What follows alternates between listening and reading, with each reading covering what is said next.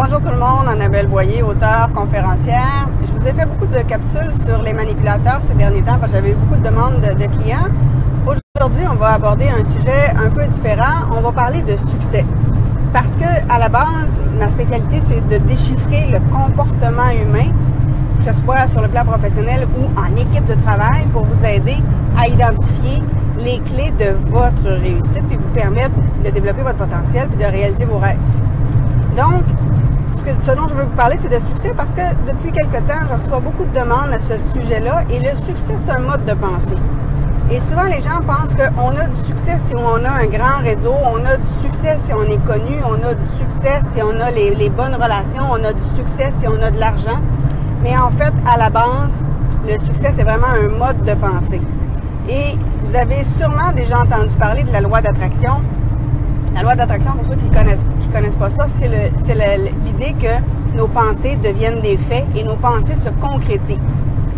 La loi d'attraction, c'est une des nombreuses lois qui viennent intervenir, qui vont intervenir dans notre vie, mais ce n'est pas la seule. Il y en a d'autres. Et aujourd'hui, la loi dont je vais vous parler, c'est ce qu'on appelle la loi de l'alignement.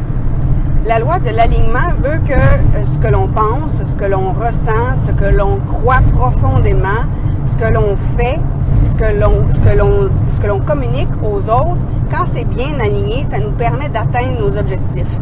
Mais généralement, on a des éléments qui sont désalignés. Par exemple, si vous êtes, quand je fais du coaching, par exemple, avec des entrepreneurs ou avec des gestionnaires, souvent ils me disent que ils font beaucoup de visualisation positive, ils font de la méditation, ils savent ce qu'ils veulent atteindre comme objectif, sauf qu'ils entretiennent des relations autour d'eux qui sont désagréables. Souvent, ça va pas bien avec la conjointe ou avec le conjoint.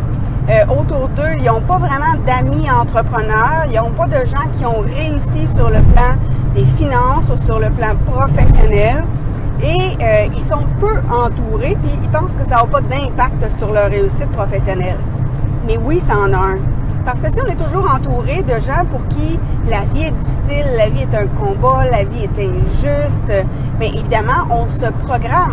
Et quand on entend souvent les mêmes choses, inconsciemment, ça se programme dans notre cerveau, ça se programme dans notre inconscient. Fait qu'évidemment, comme je le dis, c'est dans l'inconscient, donc on s'en rend pas compte. Fait qu'il y a peut-être un certain ménage à faire dans vos relations parce que vous êtes la somme des 5 personnes que vous côtoyez le plus. Donc, si vous voulez réussir, ça implique qu'il faut côtoyer des gens qui eux-mêmes ont réussi et qui sont bien, qui sont heureux, qui sont fiers, qui sont généreux. Parce qu'à ce moment-là, plus vous allez côtoyer des gens comme ça, plus vous allez attirer des situations qui vous permettent de devenir comme ça. C'est une question de programmation.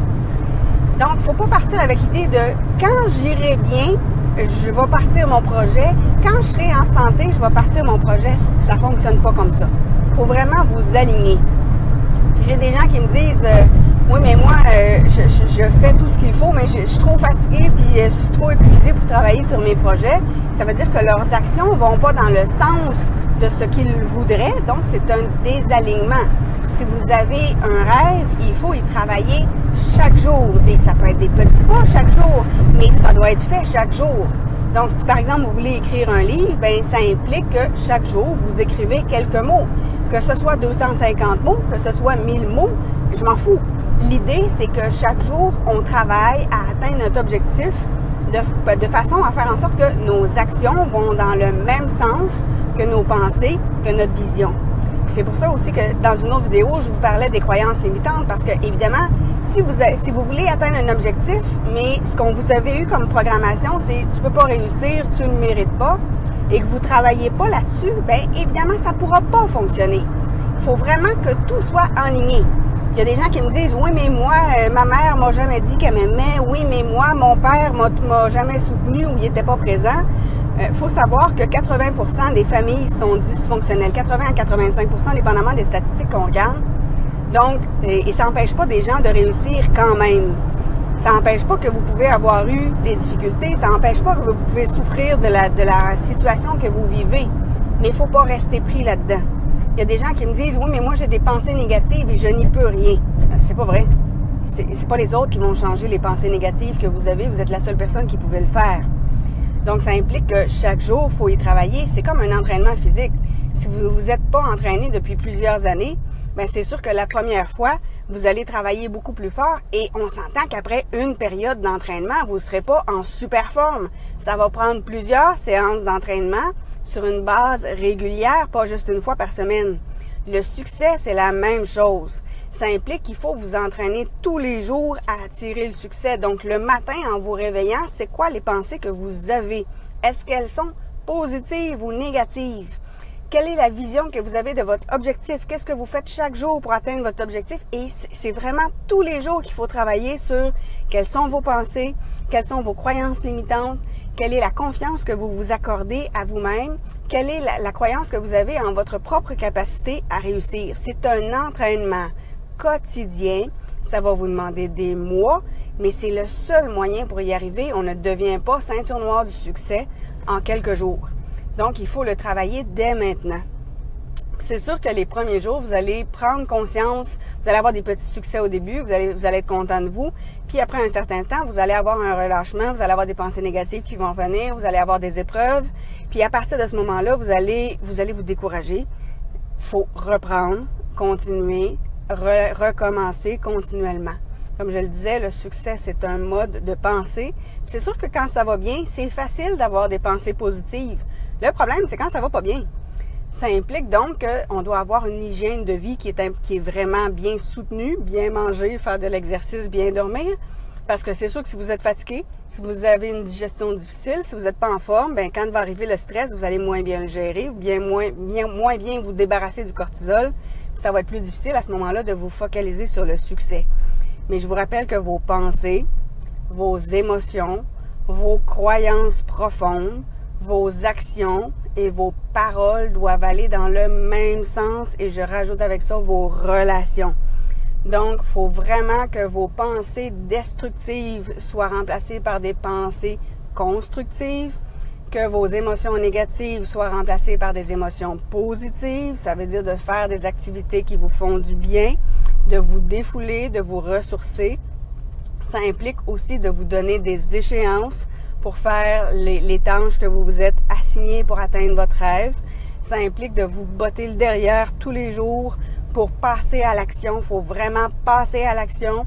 On le répète pas assez souvent, mais le succès n'arrivera pas tout seul. C'est pas parce que vous faites juste la visualisation que ça va fonctionner. Il faut vraiment passer à l'action un peu à tous les jours. On dit bien que dans la loi d'attraction, dans le mot attraction, comme dirait le coach Benoît Tanguay, dans le mot attraction, il y a le mot action. C'est pas pour rien et souvent on l'oublie. D'ailleurs, si vous ne connaissez pas la loi d'attraction, je vous suggère le livre de Benoît Tanguay, La loi d'attraction démystifiée. Je vous suggère le livre de Régine Kouakou, Les 6 clés essentielles pour attirer l'amour, qui parle de la loi d'attraction. Il y a le livre Les 7 ingrédients pour maîtriser la loi d'attraction de Jack Canfield. Donc, ça va vous donner déjà des bases pour bien comprendre cette loi-là. Mais je vous rappelle que ce ne sont pas que vos pensées. Vous devez avoir des pensées, des émotions, des croyances, des convictions et des relations et des paroles qui sont toujours dans le même sens. Quand ça ne fonctionne pas, c'est souvent parce qu'il y a un désalignement dans l'une ou l'autre de ces sphères-là. Donc, c'est important vraiment de revoir chacune de vos pensées et de vous aligner et tous les jours de passer à l'action pour réussir à atteindre vos objectifs. Sur ce, je vous invite à me rejoindre sur la chaîne YouTube et sur la page Facebook. J'ai eu des demandes et je vais vous revenir entre autres une capsule sur la notion de rejet parce que ce soit en amour, que ce soit en affaires, on a souvent de la difficulté avec le rejet. On a de la difficulté avec le simple fait de se faire dire non souvent. Donc, et souvent, c'est ce qui va faire d'ailleurs que les gens ont de la misère à faire du cold call. Hein. Ils ont peur de se faire dire non puis ils savent pas quoi faire dans ce temps-là. Donc, je vais vous revenir là-dessus dans une prochaine capsule. Merci beaucoup. Au revoir.